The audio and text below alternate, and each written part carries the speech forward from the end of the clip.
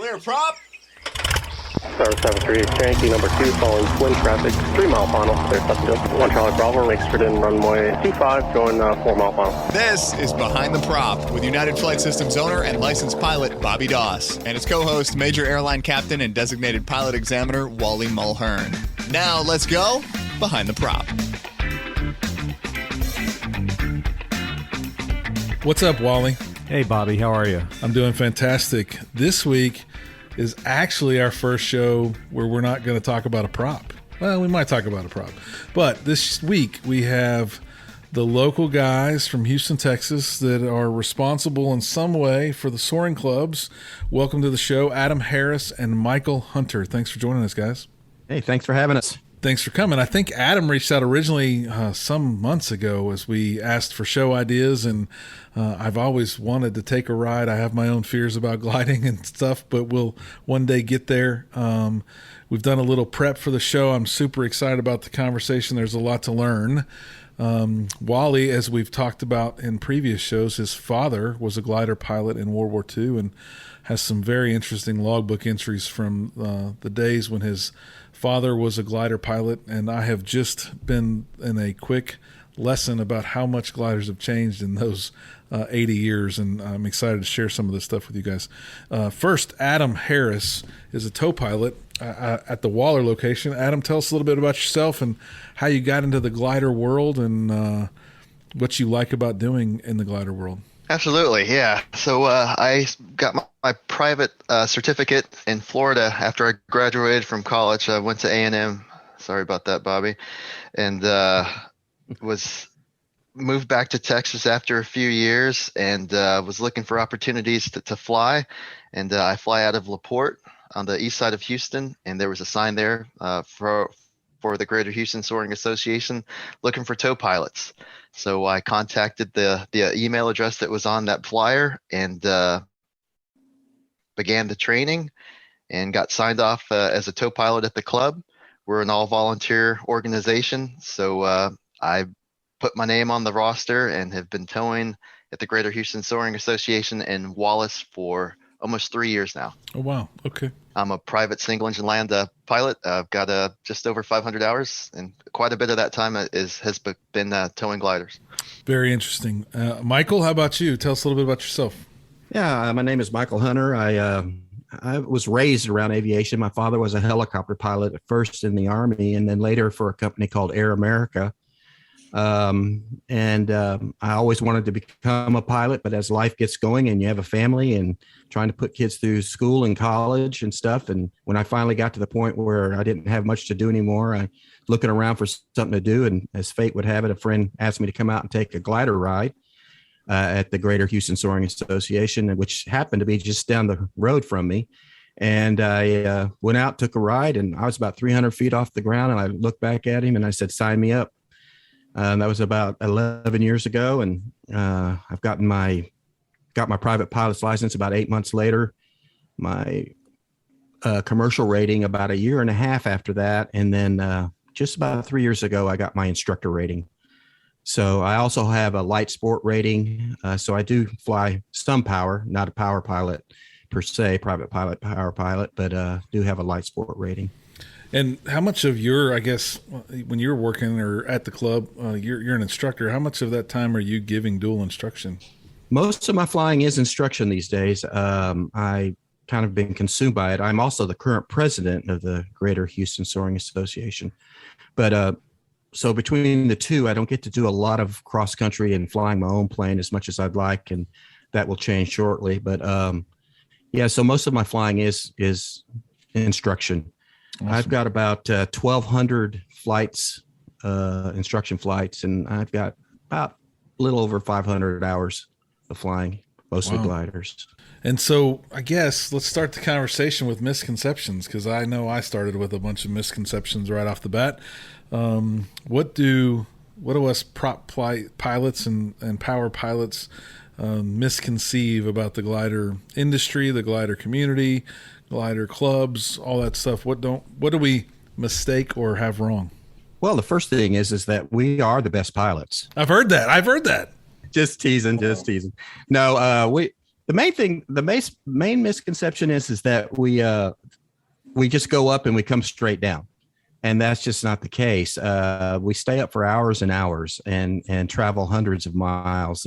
300 kilometers is kind of a benchmark for glider pilots, and our glider pilots will do that during the year, more than once. So we fly anywhere from 4 to 5, 6 hours at a time. We stay up that long. So, and the other thing is they don't realize, like, for example, the glider record for height is 74,000, I believe it is 74,000 feet, 76,000, something like that.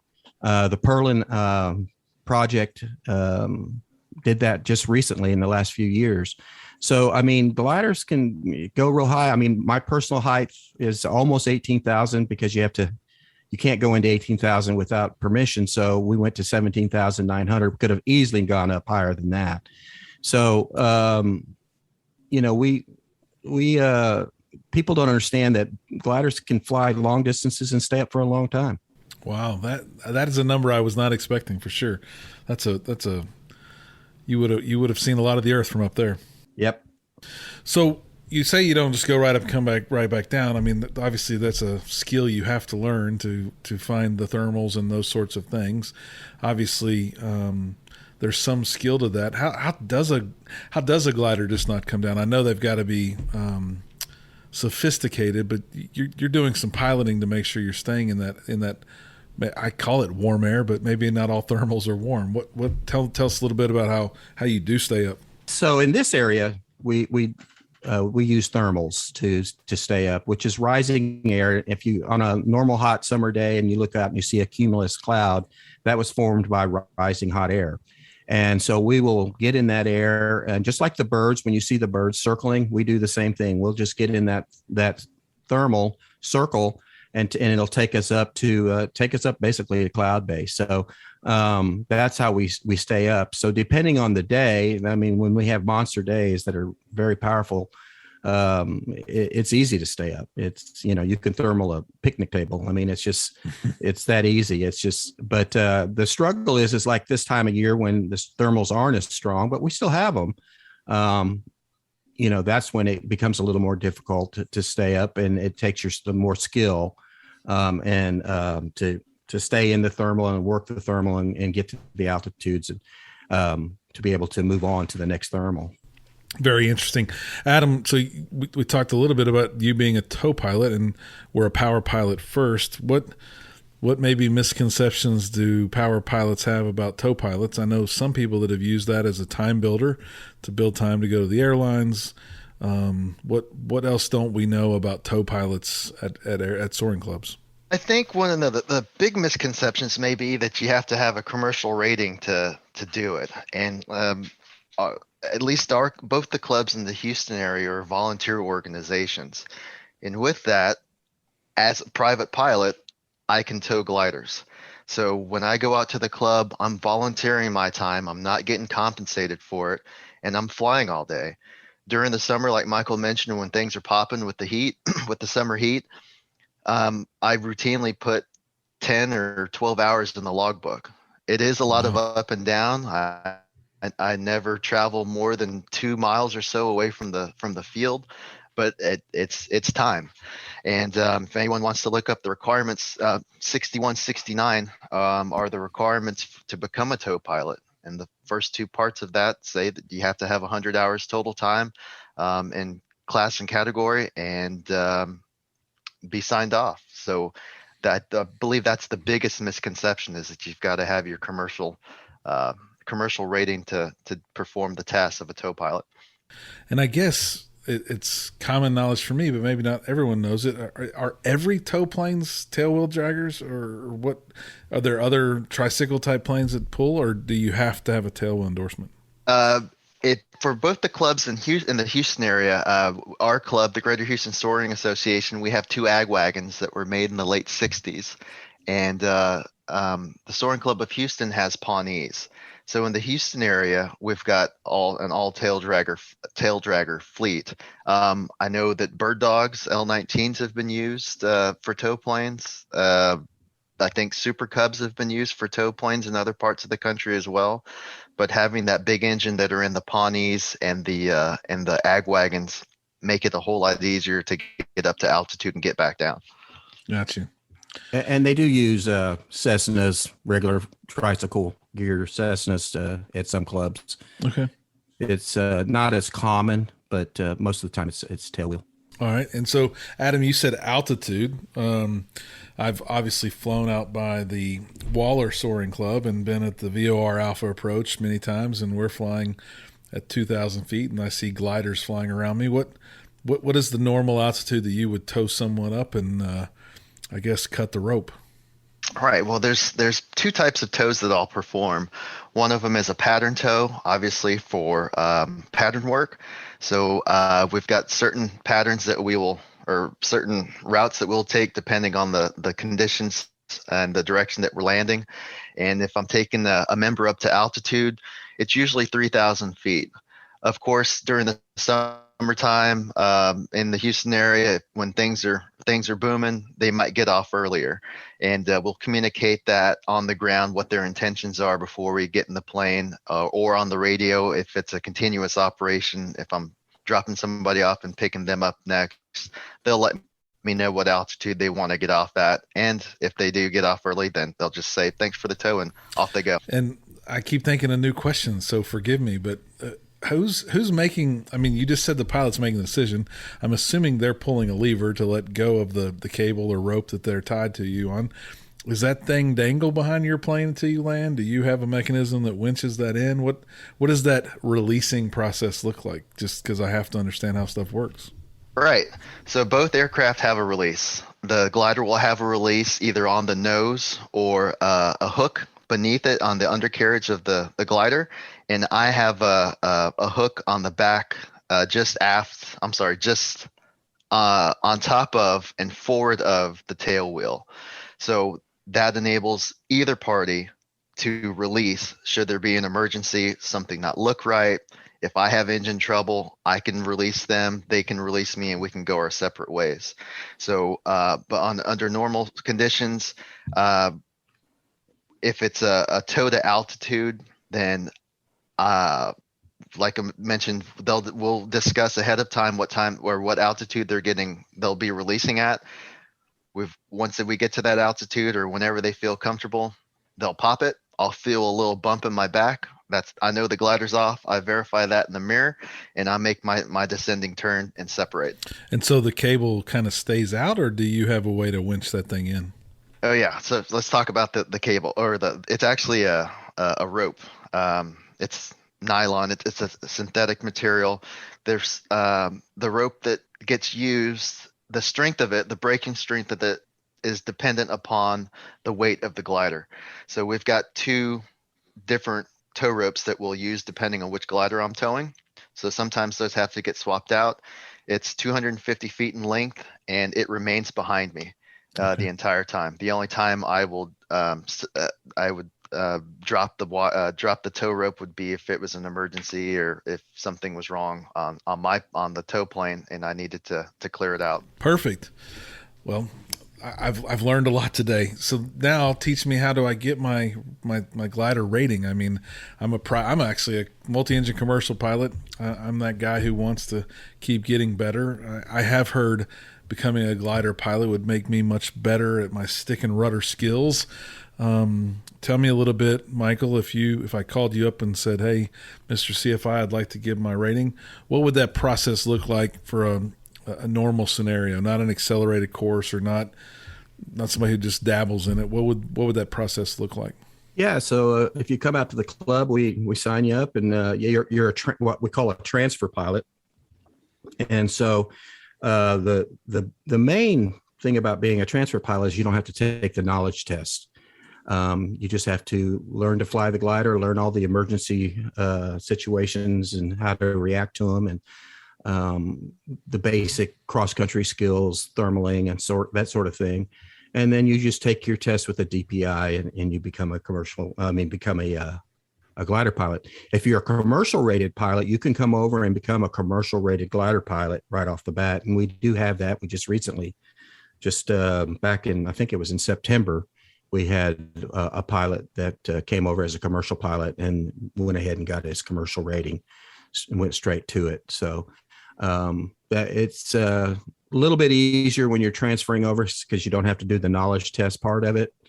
But because you already have your basic skills, as far as airport signals and radio work and that sort of stuff. So it's a little bit easier. I find personally that there's two types of transfer pilots. There's ones that come in and struggle basically to learn the stick and rudder part of it. They don't put enough rudder in, they flare too high, that sort of thing. And then there's the ones that just pick it up right away. Tow is another one. Tow's a lot of transfer pilots have problems with tow, but there are some that just come in and get it right off the bat, and within about 30 flights, they're ready to take their test. So gliders don't meet the regulation minimums either, much like in power plant. They never hit it at 35 or 40 hours for their private. They always need a little bit more time. Yeah, exactly. And there are those rare occasions. We had a pilot, now one of our instructors, came over from, he was an airline pilot, and the guy just got it right off the bat. And I think he did his minimum 10 flights or so and got the DP out, got his license. He just got it, Right. But most of the time it's a little longer than that. And like I said, some people struggle with the tow, getting the tow down, and that takes, a handful, half a dozen flights before that starts to get a little better. We do have I don't want to call it a simulator because it's not really a simulator, but we do have a computer set up with a big, nice screen, and it's actually like a little cockpit of a glider, and you can practice some of those things on the ground before you go up. And we find that helps a lot. Nice. When people use that. How many flights can you typically do in a day? Just average. Well, if you're good, only one. You stay up all day. Okay. And that's the common. I mean, we have people that they'll leave at around noon and come down around 5:30, 6. But if all you're doing is like for instruction, if we're doing pattern tows, which is to 1,000 feet, which would be basically your in power would be your your takeoff and landing, go around and touch and goes basically. You can do those all day long and probably do 4 or 5 an hour. So, but just like when you're doing in power, you get tired and your skills start to degrade a little bit. But we'll do with students, especially when they're getting to that point where they just need to work on taking off and landing.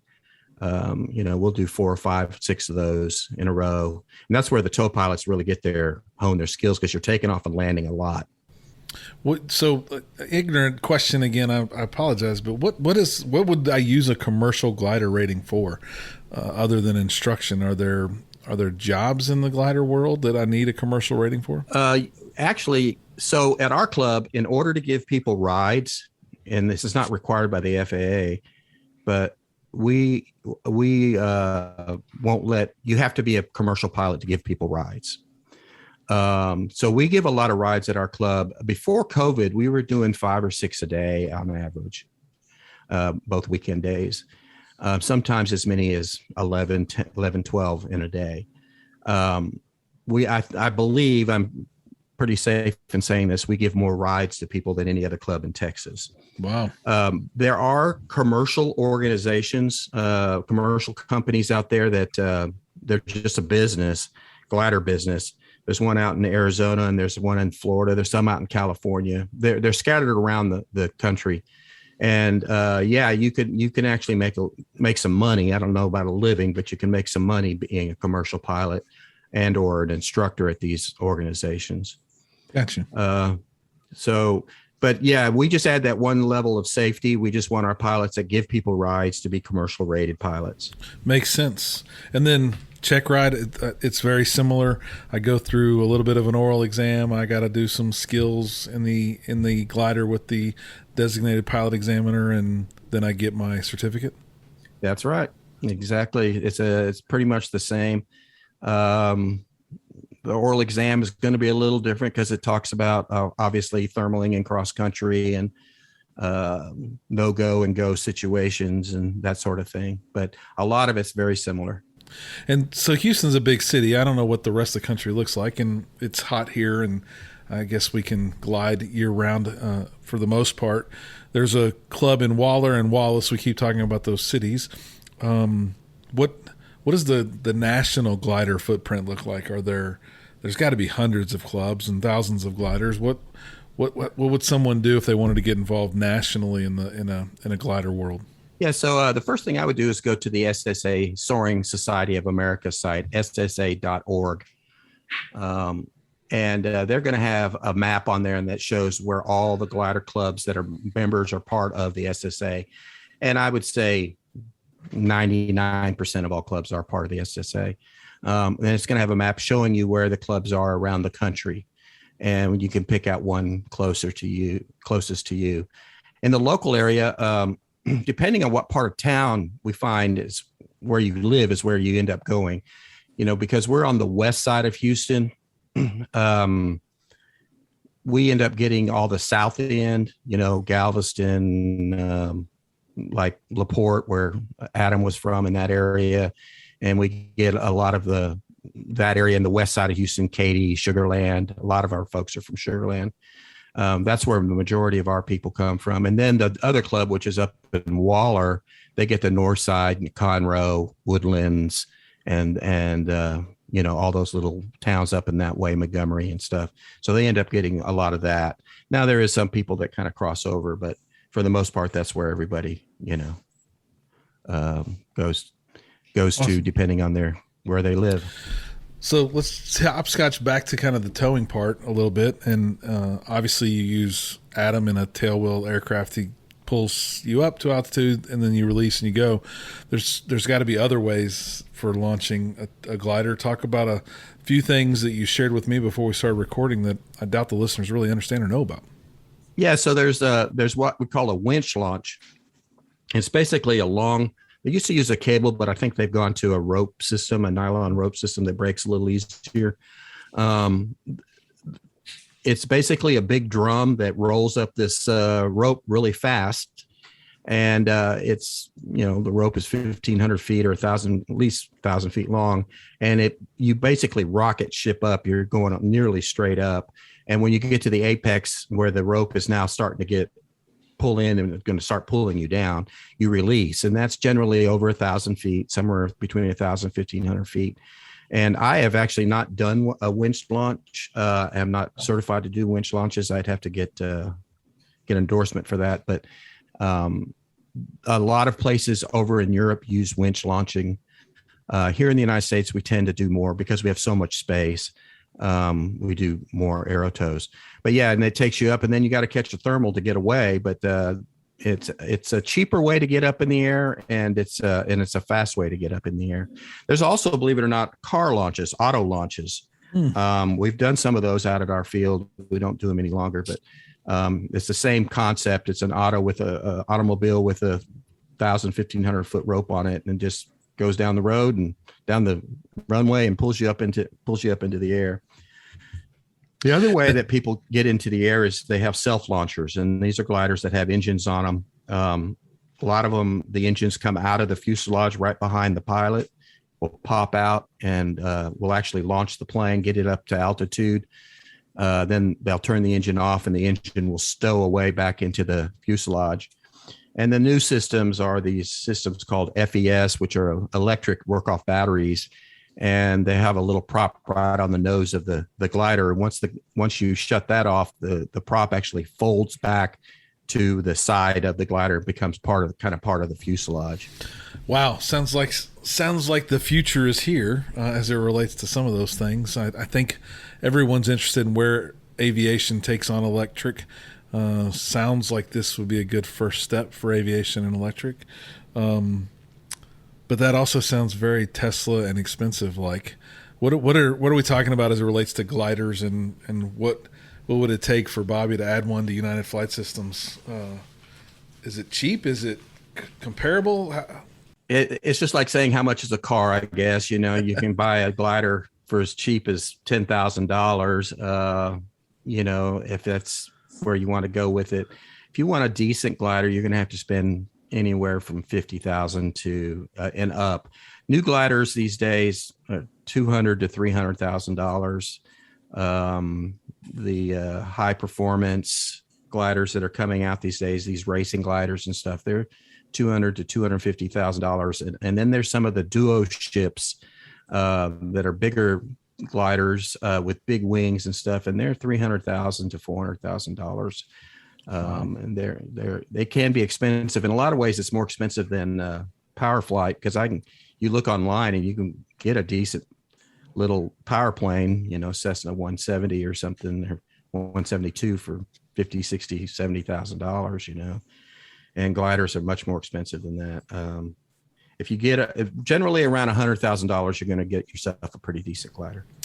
And I guess we know about Cessna, we know about Piper. Who makes gliders? Is there a big manufacturer here in the States, or is it kind of a Europe thing where they're made? Yeah, there's no one in the United States, I don't believe, anymore that makes them. I may be wrong about that. But most of them are made in Europe. And there's a bunch of companies in Europe that make gliders. And then there's a newish company down in South Africa, Yonkers, who makes some of the finest gliders that are winning all the races these days, the JS series.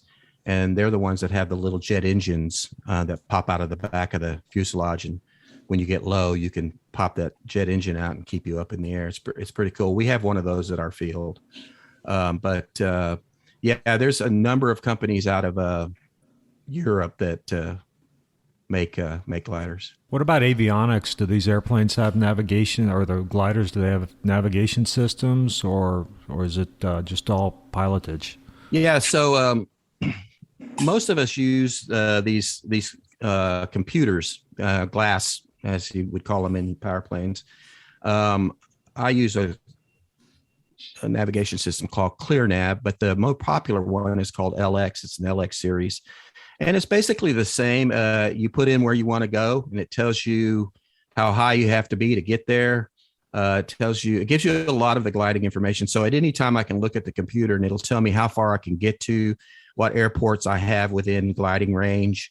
It'll give me my L/D, current L/D, and my average L/D for the flight, which lets me know whether I've been flying, efficiently or inefficiently. In my case, a lot of times. But they're just like the glass ships, like ForeFlight or any of those glass that you have in your airplanes or ForeFlight. But it's just made for gliders. And I think about those guys back 20, 30 years ago, before all this stuff was out, and they would fly the same things we fly today without any of that. They would have a sectional in their plane, and they would just take off. And it's amazing to me that they were able to do that. But yeah, we use computers, and also we like, for my plane has ADS-B in, so I can see other airplane around me. And then I also have oh gosh, slipped my mind. What is it, Adam? The systems that we use to let other people that are around us know we're there. FLARM. Yeah, FLARM. Sorry for that. Yeah, we use FLARM it sends out a signal, and it's basically for other gliders to know where other gliders are. But ADS-B can pick it up and lets them know that we're in the area. Yeah, the FLARM is pretty cool because it's kind of like glider TCAS. So the gliders in the area are FLARM equipped. They can all see and avoid each other electronically. Yeah, and it tells us where they are, if they're above us or below us, and that sort of thing. So it does help. Although I think when it first came out, a lot of people heads were in the cockpit, and we trained to keep your head out of the cockpit. And we're starting to do that more now. We just kind of listen to the sounds that are being made by the computer to let us know when something's going on. I gotta say again, I was ignorant to all this stuff. I thought you just had a string on top of your cockpit there. It sounds like it's pretty sophisticated stuff nowadays. Well, we do have the string. You still have the string. We still have the string, the yaw string. Yeah. And it is one of the most important pieces of equipment you have on the glider. I actually had my yaw string fall off in the middle of a flight, and I felt like I was a naked or something. But yeah, it lets you know if you're flying coordinated, which is like the ball in a power airplane. But you don't need the ball because you don't have an engine that's blowing that string around. So we use the string. Yeah, the yaw string. I assumed it was the slip indicator for you, much like the ball. So in instruction, after you've done your checklist for landing, we teach, speed, yaw string, keep the yaw string straight and keep your speed, at a set speed, whatever you've set it at, Right. So I know it's a finer skill, or you have to learn how to fly by the seat of your pants in a glider. How, if you could, tell us a little bit about how you learn to find the thermal, what's telling you you're in a thermal, how do you know to stay in or get out of the thermal? I'm sure it's an acquired skill, but for us that don't understand it, and you're saying you stay up 5 or 6 hours at a time, you got to have tools or help with some of that, I would think. Yeah, so finding the thermal is the first skill.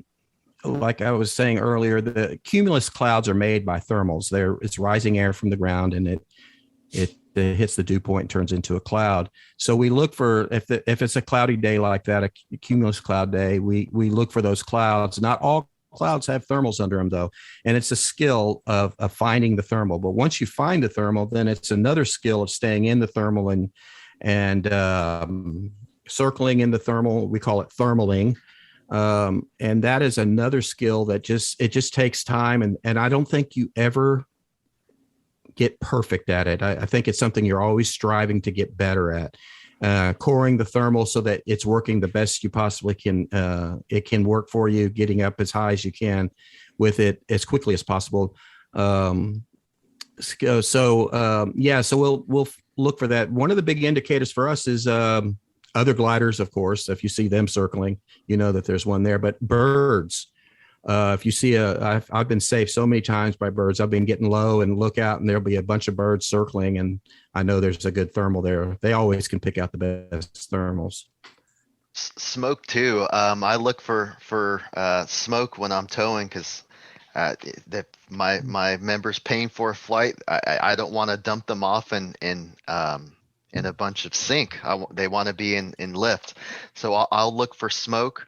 Take a look at where the smoke is lifting and blowing. I'll also, like Michael said, look for big flocks of birds. We've got lots of turkey vultures in southeast Texas, so they like to circle, and I'll pay attention to where they are and head to where they're located and drop people off. I guess, is it a friendly crew? Like people share where the thermals are at, or is that like a secret, Michael? If you find a big, fast, good one, do you try and disguise it, or do you say, "Hey guys, come over here to such and such, and let's climb together"? So it depends. If you're just out having fun for the day, yeah, you'll tell someone, "Hey, over here, just south of the field, I've got a monster thermal." But if it's a contest, no, you're not going to share that. But I've done some contest flying. I haven't done any in a while. It's been a few years since I've done any contest flying, but it's a whole nother part of gliding where these, 20, 30, 40 gliders, and even more sometimes, will fly the same task. And it's basically the one that can get around the task the fastest. So yeah, you when you're in contest, you don't really tell anybody else, but they'll see you thermaling, and it's kind of like, it's a magnet. All of a sudden you look around, you've got 10, 15 other gliders circling around with you, so, which is a whole nother skill set, flying with gliders that close to you. Yeah. I'm still not comfortable with that. Yeah. Those birds do it all the time, and you're surprised they don't clip each other's wings and fall out of the sky. But, again, they're doing it every day, all day. So they're pretty skilled at it. What does a guy like me do, or a pilot that is interested in taking the next step? How does someone go from a private pilot power rating, or maybe I'm just interested in learning how to be I want to learn how to be a glider pilot. So I look up on you said the website was ssa.org. I find a school. Yeah. If you're looking for around the country, ours is houstonsoaring.org, houstonsoaring.org. All right. And, So yeah, you come out, join the club. We're an all volunteer situation, so you do have to volunteer once a month. But other than that, you come out, get your lessons, get your rating. We have I don't want to say a lot, but we have a fair number of airline pilots that come out and get their glider ratings. And that's all they did. That's all they wanted to do was just get their glider ratings, know how to do it, understand it. Some of them stick around. Others will just know that they have that in their back pocket. We're all familiar with Sully, the movie Sully, and of course the Miracle on the Hudson. And, when you dig a little deeper, he was a glider pilot. There's been a number of instances where airline pilots have had to land their planes in different situations, in emergency situations, and they're glider pilots. A lot of them that are successful at doing it. A friend of mine's engine just quit near Hempstead, and it was about, I guess it's a few years ago now, but he was a glider pilot and he just put it into a field, when he's flying his power plane. So it changes your perspective of landing out and that sort of thing. So yeah, just come out, sign up, and get and start taking lessons. Perfect. We will put all the details in the show notes and make sure everybody can get access to the items we've talked about, and the links on maybe the avionics and stuff. We'll put that in there as well, and definitely highlight the Soaring Club here in Houston and the national organizations. I look forward to taking my introductory flight. I can't wait to hear how silent it is. I think that's what I'm most excited about when I do get to take my first trip up. As always, whether you're in a powered aircraft or in a glider, fly safe, and in most cases, stay behind the prop. Thanks, guys. Thanks for checking out the Behind the Prop podcast. Be sure to click subscribe and check us out online at BehindTheProp.com. Behind the Prop is recorded in Houston, Texas. Creator and host is Bobby Doss. Co-host is Wally Mulhern. The show is for entertainment purposes only and is not meant to replace actual flight instruction. Thanks for listening, and remember, fly safe.